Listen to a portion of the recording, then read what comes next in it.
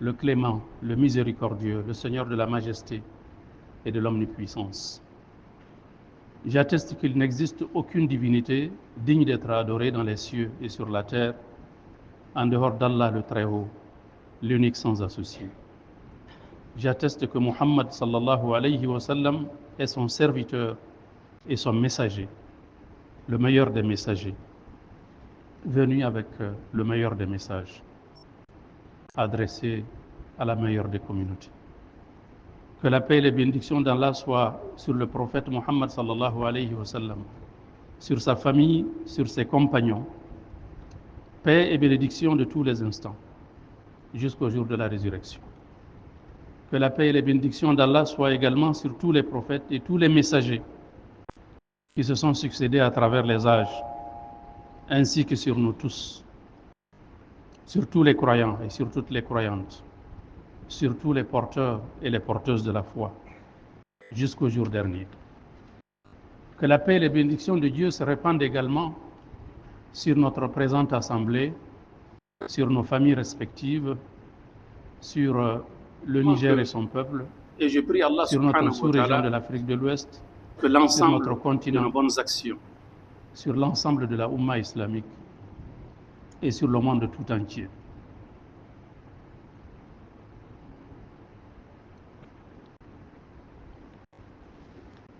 J'atteste également que, et je prie Allah subhanahu wa ta'ala, que l'ensemble de nos bonnes actions, y compris celles que nous accomplissons aujourd'hui dans le cadre de la prière collective du vendredi, que toutes ces actions, dis-je, témoignent à notre faveur le jour des comptes, le jour où seules les bonnes œuvres et la sincérité dans la foi sont d'une certaine utilité.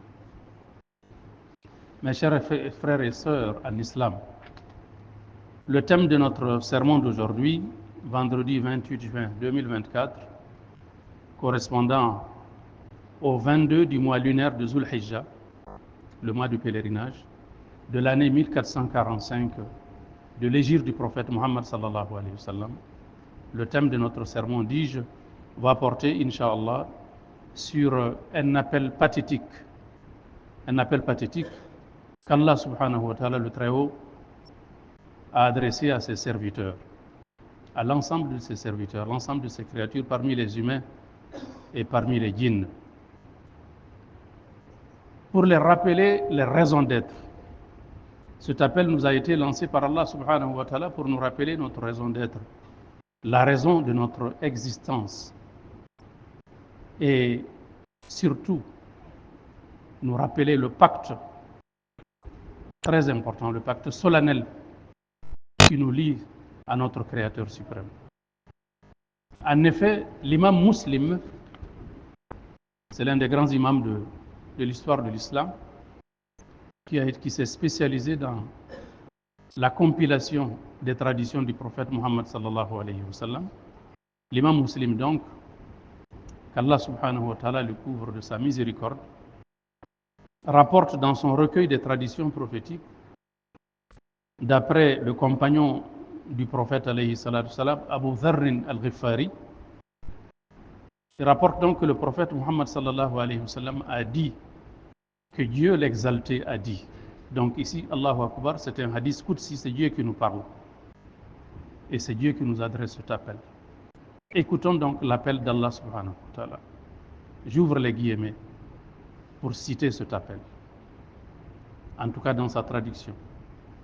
Ô vous mes serviteurs, sachez que je me suis interdit de commettre l'injustice et qu'ensuite, après que je me sois interdit de commettre l'injustice, j'ai rendu l'injustice illicite entre vous, mes créatures, mes serviteurs. Donc ne commettez pas l'injustice les uns vis-à-vis des autres. Ne soyez pas injustes les uns vis-à-vis des autres. Et l'appel de Dieu continue, subhanahu wa ta'ala. Pour vous, mes serviteurs, sachez que vous êtes tous dans l'égarement, sauf ceux parmi vous que j'aurai guidés sur la voie droite. Demandez-moi donc la guidance pour que je vous l'offre. Donc la guidance ne peut venir qu'Allah subhanahu wa ta'ala. Et ici, Dieu nous invite à lui demander de nous guider sur la voie droite. Et il nous donne l'engagement, il donne la promesse que si nous lui demandons la guidance, il va nous offrir la guidance. الذين جاهدوا فينا لنهدينهم سبلنا. Allahu Akbar. L'appel continue. Ô vous mes serviteurs, sachez que vous êtes tous à découvert, c'est-à-dire que vous êtes tous déshabillés. Passez-moi l'expression dans cette traduction. Vous êtes tous à découvert, sauf ceux parmi vous que j'aurai couverts. Demandez-moi donc la protection et la couverture pour que je vous l'offre. Ô vous mes serviteurs, sachez que vous êtes tous désaffamés, sauf ceux parmi vous que j'aurai nourris. Demandez-moi alors la nourriture pour que je vous l'offre. Donc ce que nous mangeons, ce que nous vivons, tout nous vient d'Allah subhanahu wa ta'ala. Et c'est la raison pour laquelle, vous le savez, dans la tradition du prophète alayhi salatu salam, après avoir mangé, après avoir bu, il nous a enseigné une invocation. Alhamdulillahi alladhi at'amani wa saqani wa ja'alani min al-muslimin. Louange à Dieu qui m'a nourri et qui m'a fait boire et qui m'a abreuvé et qui a fait de moi un musulman. Voilà donc l'invocation que nous a enseigné le prophète alayhi salatu salam. Demandez-moi donc la nourriture pour que je vous l'offre, nous dit Dieu dans cet appel. Ô vous mes serviteurs, vous commettez des péchés, très certainement vous commettez des péchés de jour comme de nuit. Innakum tukhti'una bil-layli wan-nahar. Et moi je pardonne tous les péchés. Demandez-moi alors le pardon pour que je vous l'accorde. Donc Dieu nous invite à lui demander pardon, à l'istighfar. Allahu Akbar. Et d'ailleurs Dieu descend pendant le dernier tiers de la nuit au ciel inférieur pour demander aux gens qui dorment de se réveiller pour lui demander pardon. Pour demander que Dieu leur pardonne leurs péchés. Ce sont donc les bienheureux qui arrivent à rompre leur sommeil pour répondre à l'appel d'Allah subhanahu wa ta'ala, pour répondre à son invitation. L'appel d'Allah continue. Ô vous mes serviteurs, vous ne serez jamais à mesure de me faire du mal. Vous les humains, les djinns et les humains, toutes les créatures, personne d'entre vous n'est à mesure de me nuire. Allahu Akbar, de me faire du mal. Et personne n'est à mesure de me faire du bien. Personne ne peut apporter du bien, ne peut apporter un plus à Allah subhanahu wa ta'ala par rapport à ce qu'il a dans sa royauté et dans ses propriétés, dans ses possessions. Donc, vous ne serez jamais en mesure de me faire du mal ou à mesure de me faire du bien. Ô vous mes serviteurs, sachez que si vous tous ensemble, les premiers comme les derniers parmi vous, les djinns et les humains, si vous vous retrouviez, si vous devenez tous des pieux, il n'y a personne d'entre vous qui désobéit. Il n'y a personne d'entre vous qui fait du mal. Vous êtes tous pieux, totalement pieux. Vous avez la piété de la personne la plus pieuse d'entre vous. Vous tous ensemble. Cela n'augmentera en rien à ma royauté, a dit Dieu subhanahu wa ta'ala. C'est-à-dire que notre foi, notre droiture, notre intégrité, notre honnêteté, toutes les vertus que nous souhaitons avoir dans ce monde-là, si nous les avons tous ensemble, humains et djinns, cela n'apporte rien de plus à Allah subhanahu wa ta'ala dans sa royauté. C'est à nous plutôt que nous rendons service à travers la piété. Ce n'est pas à Dieu que nous rendons service. C'est ce que Dieu veut nous faire comprendre justement dans cet appel. Même si vos premiers et vos derniers, vous tous, humains et djinns, vous portez la piété de la personne la plus pieuse d'entre vous, cela n'augmentera en rien à ma royauté. Et si tous ensemble, vous portez la foi ou vous portez la mécréance de la personne la plus mécréante parmi vous, si vous devenez tous mécréants, waliyazu billah, cela ne diminuera en rien à ma royauté. Voilà donc une information capitale que Dieu nous donne. C'est-à-dire que nous ne pouvons rien apporter à Dieu en bien ou en mal. Tout ce que nous faisons, c'est dans le registre de nos œuvres que cela va, mais cela n'apportera rien du tout en bien ou en mal à Allah subhanahu wa ta'ala. Et l'appel continue, et même si vos premiers et vos derniers, les humains comme les génies parmi vous, se retrouvaient dans le cœur de la personne la plus immorale d'entre vous, cela ne réduirait en rien ma royauté et ma majesté. Ô vous, mes serviteurs, sachez que même si vos premiers et vos derniers, c'est-à-dire vous tous ensemble, humains comme génies, parmi vous, si vous vous retrouviez dans un endroit, vous vous regroupez dans un endroit, et que chacun d'entre vous m'exprimait la totalité de ses besoins, suivez bien cette information que Dieu nous donne. Tous les humains et tous les djinns se retrouvent en un endroit et qu'ensemble, ils adressent à Dieu leurs besoins, la totalité de leurs besoins. Dieu dit, et qu'après cela, j'aurai satisfait la totalité des besoins de chacun d'entre vous. Eh bien, cela ne réduirait, ne diminuerait en rien mes possessions, ma royauté, ce que je possède. Pas plus que l'aiguille, une aiguille que vous plongez dans un océan. L'eau que retient cette aiguille qui a été plongée dans l'océan. Eh bien, si je vous donne de ma royauté, de mes possessions, tous ensemble, eh bien, il n'y aurait pas de diminution de ma royauté, plus que ce que l'aiguille sortirait de cet océan. Allahu Akbar. Et Dieu continue. Ô vous, mes serviteurs, ce sont donc vos œuvres que je comptabilise. Si vous y retrouvez du bien de vos œuvres, de ce que vous avez accompli, des actes que vous avez posés, des paroles que vous aurez prononcées dans ce monde d'ici-bas, si vous y trouvez du bien, après les avoir comptabilisés, répertoriés, eh bien, rendez grâce à Allah subhanahu wa ta'ala dans ce cas. Et si vous retrouvez dans vos œuvres, dans les registres de vos œuvres, autre chose que du bien, eh bien, ne blâmez personne d'autre en dehors de vous-même. Parce que Dieu a envoyé ses avertissements, Dieu a envoyé ses signaux, Dieu vous a envoyé ses perches, les unes après les autres, pour que vous puissiez vous retrouver. Dans les sermons précédents, nous avons parlé des innombrables perches successives qu'Allah subhanahu wa ta'ala nous tend pour que nous les saisissons et pour que nous allions vers lui subhanahu wa ta'ala. Et justement, en prélude, en préparation au grand rendez-vous de la grande comptabilité, de la grande reddition des comptes qui nous attend le jour des comptes.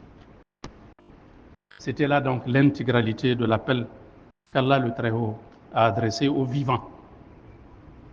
Parce que le message de Dieu s'adresse aux vivants. لِيُنْذِرَ مَنْ كَانَ حَيًّا وَيَحِقَّ الْقَوْلُ عَلَى الْكَافِرِينَ.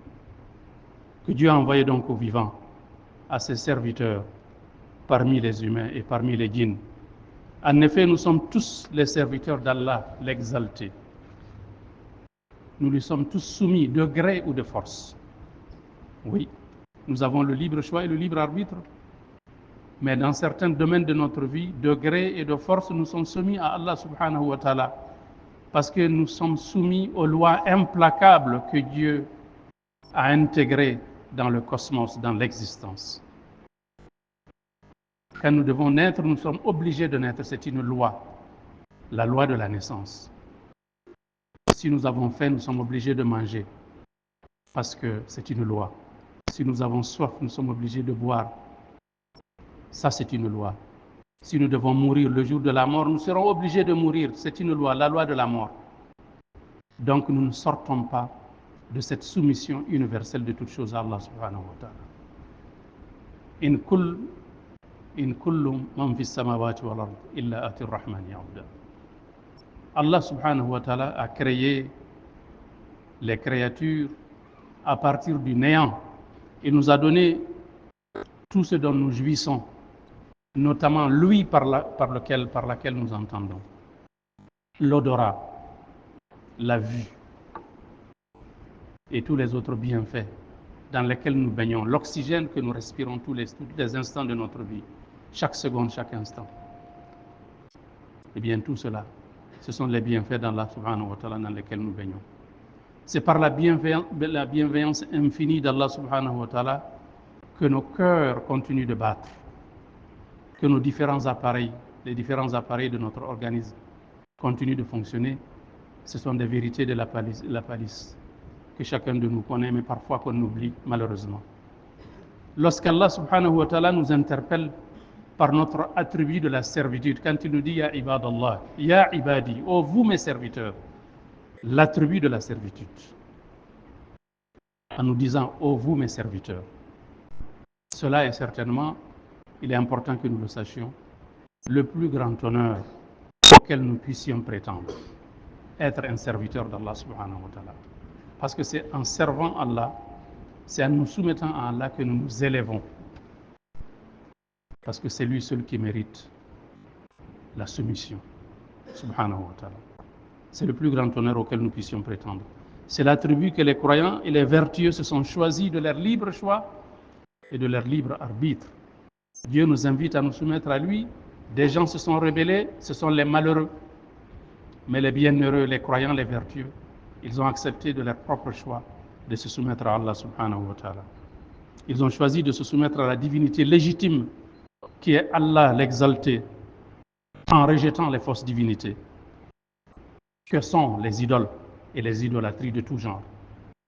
Ils ont décidé de vouer toutes les formes de culte à Allah, Allah seul, l'unique, sans associé, dans la mesure où c'est lui seul qui donne et qui prive, qui commande, qui décide et qui décrète. Dieu l'a dit dans le Coran, en parlant à son prophète sallallahu alayhi wa sallam. Qul inna salati wa nusuki wa mahyaya wa mamati lillahi rabbil alamin la sharika lahu wa bidhalika umirtu wa ana awwalul muslimin. Dis-leur très certainement, ô Muhammad, très certainement, inna salati wa nusuki, ma prière, ma dévotion, ma vie et ma mort appartiennent à Dieu, le Très-Haut, l'unique sans associé. Et c'est sur cette base-là que Dieu m'a ordonné d'être le premier des musulmans. Ça, c'est l'injonction que Dieu subhanahu wa ta'ala a donnée à son prophète Muhammad sallallahu alayhi wa sallam. Oui, le plus grand bonheur auquel puisse prétendre l'être humain, c'est d'accéder à la compréhension et à l'intelligence de la plus grande réalité de l'existence, à savoir La ilaha illallah wahdahu la sharika lahu, qu'il n'existe aucune divinité digne d'être adorée dans l'univers en dehors d'Allah l'exalté. Allah s'est interdit de commettre l'injustice. Et il nous a également interdit de commettre l'injustice, toutes les formes d'injustice. La première injustice étant l'injustice vis-à-vis d'Allah subhanahu wa ta'ala. C'est adorer Dieu, alors que l'adoration, adorer une autre divinité en dehors de Dieu, alors que l'adoration est destinée exclusivement à Allah subhanahu wa ta'ala qui est le Créateur. Donc, Allah nous a interdit l'injustice. Il a interdit que nous commettions l'injustice les uns vis-à-vis des autres, sauf la deuxième forme d'injustice, après l'injustice vis-à-vis d'Allah subhanahu wa ta'ala. Il se trouve donc que la plus grande injustice qu'un humain puisse commettre, c'est d'associer une autre divinité à Allah, nous l'avons dit, le Très-Haut dans l'adoration. Ce péché, après la mort, reste impardonnable. Dieu nous l'a dit dans le Coran et Dieu nous a envoyé un avertissement dans un verset que tout le monde doit connaître et que tout le monde doit méditer. Inna Allah la yaghfiru an yushraka bihi wa yaghfiru ma duna dhalika liman yasha.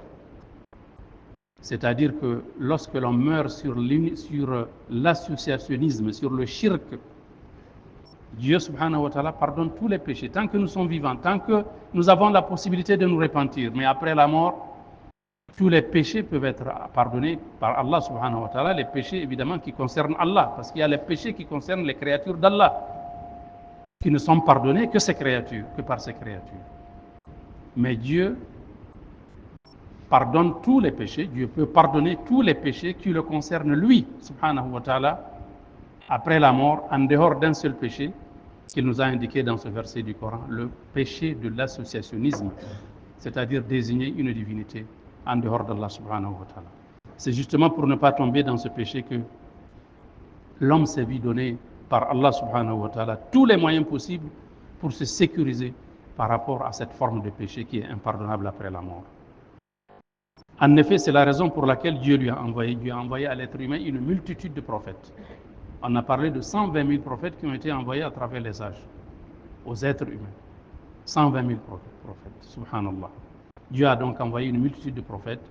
Il a révélé une multitude de livres révélés dans lesquels tout est précisé.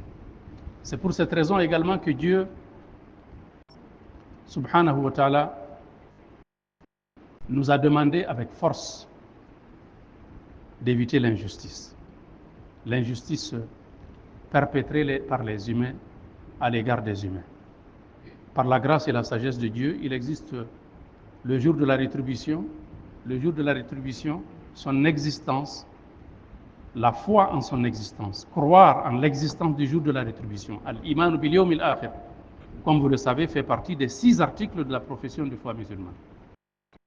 Et l'existence de ce jour dernier, le jour de la rétribution, du grand jugement, de la grande reddition des comptes,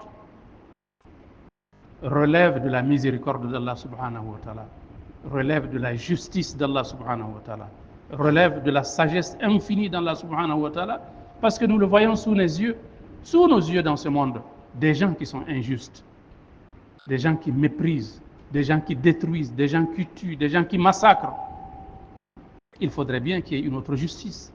C'est le bon sens qui le réclame, qu'il y ait une autre justice qui est plus juste, qui nous attend après la mort. Et cela, Dieu l'a créé à travers le jour dernier, le jour de la rétribution, subhanallah. Il y a ensuite le reste de l'appel ou des appels que Dieu a réitérés dans ce hadith Qudsi que je vous ai lu plus haut, où précisément les créatures, Dieu s'adresse aux créatures, à l'être humain, où l'être humain est mis à l'épreuve de son infinie impuissance face à la toute-puissance de Dieu le Très-Haut. Dieu, dans sa bonté infinie et dans sa toute compassion, invite l'être humain à recourir à son ultime refuge. L'ultime refuge de l'être humain, c'est celui que Dieu lui a préparé, qui est donc la protection divine, la protection de Dieu subhanahu wa ta'ala.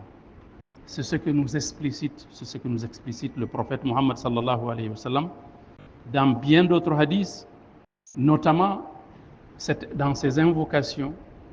Il y a une invocation ici emblématique qu'il aimait répéter, le prophète alayhi salatu wa sallam. Une invocation qui est recommandée aux croyants et aux croyantes. Ya hayyu ya qayyum bi rahmatika astaghith aslih li sha'ni wa la takilni ila nafsi tarfata 'aynin. Cette invocation doit être apprise et mémorisée par les croyants et répétée. Ça veut dire, Ya Hayyu Ya Qayyum, ô Seigneur, toi qui es le vivant qui ne meurt jamais. Ya Hayyu Ya Qayyum, toi qui es le pourvoyeur de l'univers. Je demande protection auprès de ta miséricorde. Je cherche sauvetage, je cherche salut, je cherche refuge auprès de ta miséricorde. Bi rahmatika astaghith.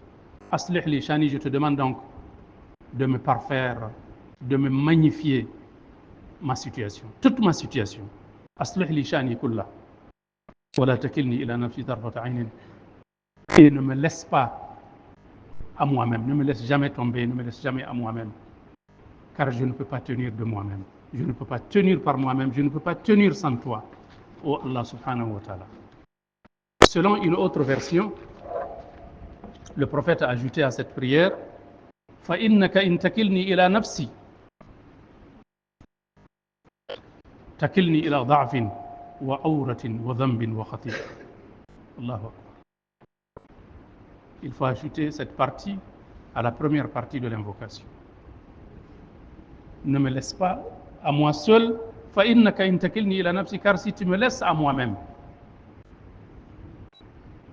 eh bien, takilni ila dhafin. Dans ce cas, tu me confies à de la faiblesse, à de l'infinie faiblesse, à de l'impuissance. Wa awratin. Et tu me laisses à découvert dans ce cas, devant les yeux de l'humanité. Wa dhanbin wa khati'a, tu m'abandonnes alors au péché que je ne pourrais pas soutenir. Voilà donc ce qu'il faut ajouter à l'invocation. Allahumma salli wa sallim wa barik على عبدك ورسولك محمد وعلى آله وصحبه وسلم. سبحان الله وبحمده، سبحان الله العظيم، عدد خلقه ورضا نفسه وزنة عرشه ومداد كلماته، والحمد لله مثل ذلك، ولا إله إلا الله مثل ذلك، ولا حول ولا قوة إلا بالله العلي العظيم مثل ذلك. اللهم صل وسلم وبارك على عبدك ورسولك محمد وعلى آله وصحبه وسلم، كما صليت وباركت على إبراهيم وعلى آل إبراهيم في العالمين إنك حميد مجيد. اللهم أصلح لنا ديننا الذي هو عصمة أمرنا، وأصلح لنا دنيانا التي فيها معاشنا، وأصلح لنا آخرتنا التي إليها معادنا، واجعل الحياة زيادة لنا في كل خير، واجعل الموت راحة لنا من كل شر. ربنا أعنا ولا تعن علينا، وانصرنا ولا تنصر علينا، وامكر لنا ولا تمكر علينا، وكن لنا ولا تكن علينا، وزدنا ولا تنقصنا، وأكرمنا ولا تهنا، وآتنا ولا تحرمنا، وآثرنا ولا تؤثر علينا، واهدنا ويسر الهدى لنا يا ربنا يا الله. اللهم احفظنا بالإسلام قائمين وقائدين وراقدين، ولا تشمل بنا عدوا حاسدا. اللهم كن لنا معيدا وناصرا، وكن بنا رؤوفا رحيما. اللهم فارج الهم وكاشف الغم، مجيب دعوة المضطرين، رحمن الدنيا والآخرة ورحيمهما. أنت ترحمنا، ارحمنا رحمة تغنينا بها عن رحمة من سواك. اللهم اجعلنا في أمانك وضمانك وإحسانك ورحمتك وفضلك. اللهم اجعلنا في ذمتك. اللهم إنا نعوذ بك من توارق الليل والنهار. اللهم إنا نعوذ بك من توارق الليل والنهار. اللهم إنا نعوذ بك من توارق الليل والنهار، إلا توارقا يترك بخير يا رحمن. اللهم كن لنا مؤيدا وناصرا، وكن بنا رؤوفا رحيما. اللهم إنا نسألك أن تعيننا وأن ترحمنا وأن تيسر لنا أمورنا، وأن تنصرنا وأن تعيننا على أمور أولادنا، فإنه لا يعجزك شيء في الأرض ولا في السماء. اللهم ردهم إليك ردا جميلا، استعملهم لطاعتك، نور قلوبهم بالإيمان، حبب إليهم الإيمان وزينه في قلوبهم، وكره إليهم الكفر والفسوق والعصيان، واجعلهم من الراشدين، واجعلهم من الراشدين. اللهم آمنا في أوطاننا، اللهم آمنا في أوطاننا، اللهم آمنا في أوطاننا، وأصلح أئمتنا وولاة أمورنا. اللهم اجعل هذا البلد بلدا آمنا مطمئنا، وارزق أهله من الثمرات من آمن منهم بالله واليوم الآخر. اللهم كن لنا ولهم مؤيدا وناصرا، وكن بهم رؤوفا رحيما. اللهم ول علينا خيارنا ولا تولي علينا شرارنا. اللهم اجعل ولايتنا في من خافك واتقاك واتبع رضاك يا رب العالمين. اللهم رب جبريل وميكائيل وإسرافيل، فاطر السماوات والأرض، عالم الغيب والشهادة، أنت تحكم بين عبادك فيما كانوا فيه يختلفون. اهدنا لما اختلف فيه من الحق بإذنك، إنك تهدي من تشاء إلى صراط مستقيم. عباد الله، إن الله يأمر بالعدل والإحسان وإيتاء ذي القربى، وينهى عن الفحشاء والمنكر والبغي، يعظكم لعلكم تذكرون. وأوفوا بعهد الله إذا عاهدتم، ولا تنقضوا الأيمان بعد توكيدها، وقد جعلتم الله عليكم كفيلا. إن الله يعلم ما تصنعون. وأقيموا الصلاة.